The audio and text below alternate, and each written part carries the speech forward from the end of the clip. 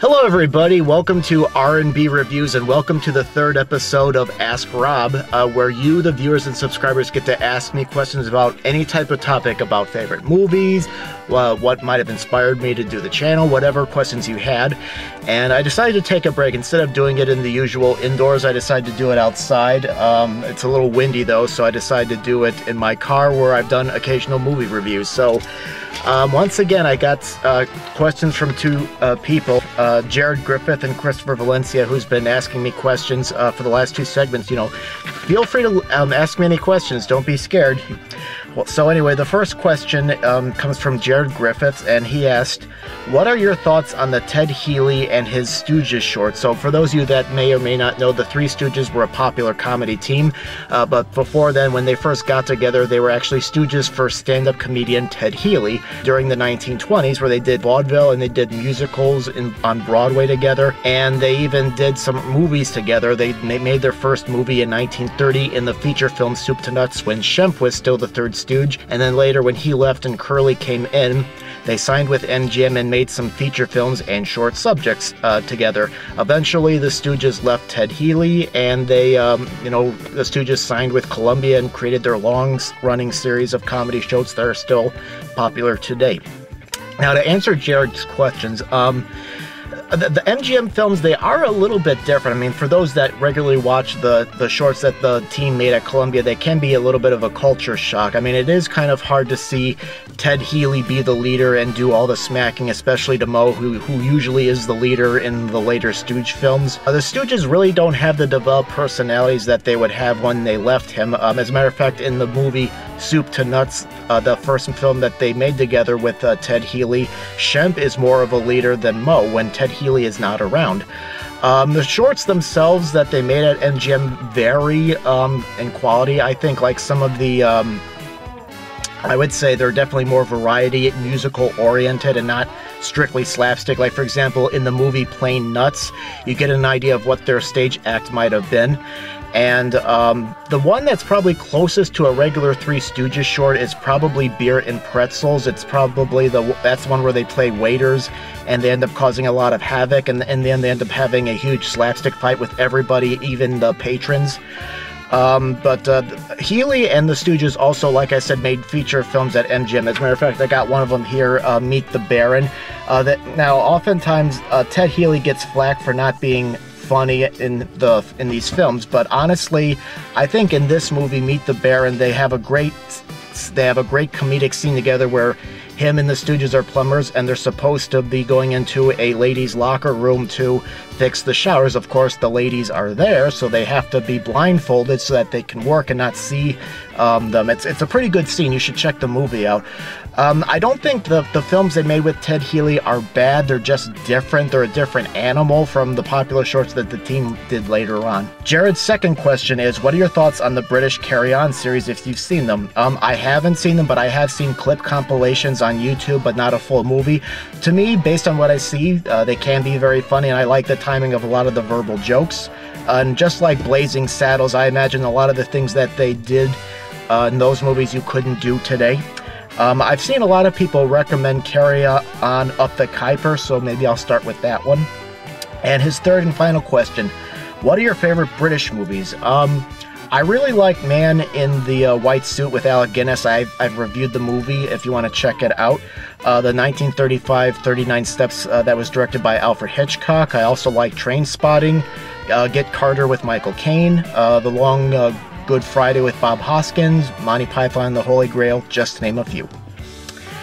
And then I got, I believe, 4 questions from Christopher Valencia. His first question is, what are some movies you and your girlfriend like watching together, as I'm sure you both have your favorites? I don't know if there's a specific movie I can name that we like watching together. We usually like watching comedies and dramas, and I remember when the movie Scott Pilgrim vs. the World came out, I took her to, I had seen it by myself to review for my YouTube channel. I believe Brendan might have been with me, and I liked it so much I took her with me, and she liked it, and ironically it was the last screening at my movie theater before they pulled it, so that was kind of nice.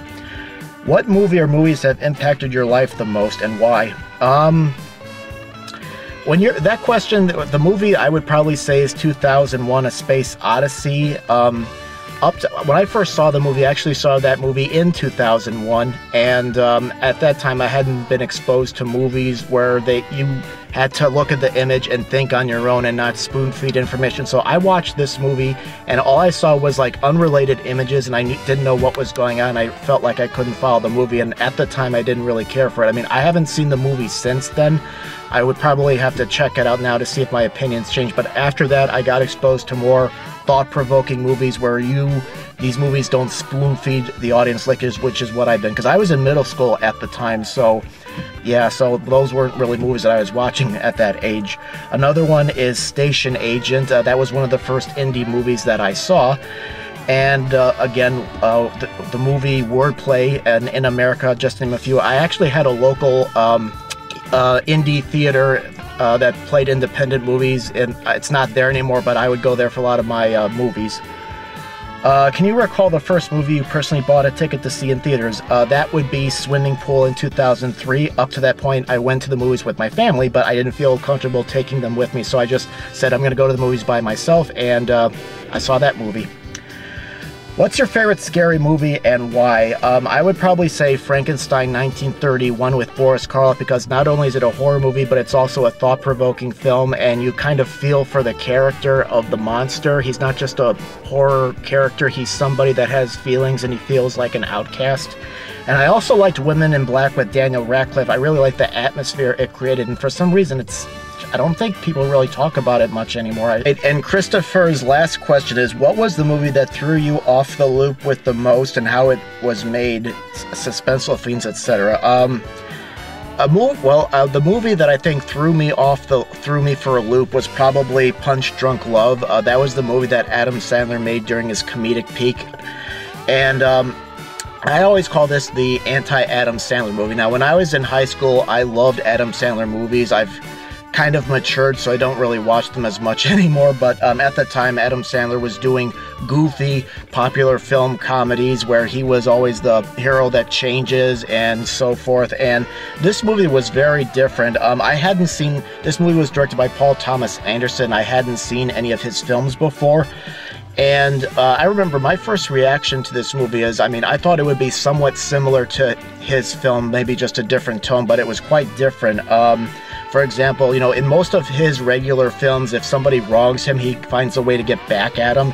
In this movie, there's people that wrong him, and he doesn't, fight back or get back at him at all, I remember. And the movie also has an open ending, which I was not used to at the time. Again, I was in middle school, high school. So, I didn't really like it at the time, but again, I haven't seen it since it came out, and honestly, if I probably saw it now, maybe I would like it more now, but I feel like I outgrew Adam Sandler, so I hadn't seen a lot of that. The last one that I had seen in theaters was the holiday one that he did, and I saw Let It Go, Just Go With It a couple years ago because somebody wanted to see it, but I hadn't been a regular Adam Sandler fan since then, but that was probably the movie that threw me the loop the most. It's probably because it was different from his other films. All right, well, that's all I have for questions, and Jared and Chris, thank you very much for giving me questions once again, and, don't be afraid to send questions to me, they don't have to be the only ones to ask me questions, feel free to ask me anything. I did say I was going to do at least a month worth of videos, and I'll be doing the fourth one hopefully next week if I get enough questions. And then if this segment seems to go pretty well, maybe I'll do it longer. I don't know, but thank you very much for watching. I hope I answered your questions the best that I could. I hope that I got you the answers that you wanted, and thank you very much for watching. And feel free to check out some other movies you can watch at home. If you're interested, please hit that like button, and please consider being a subscriber. And like I said, leave questions in the comment box below. Don't be afraid to ask me questions, okay?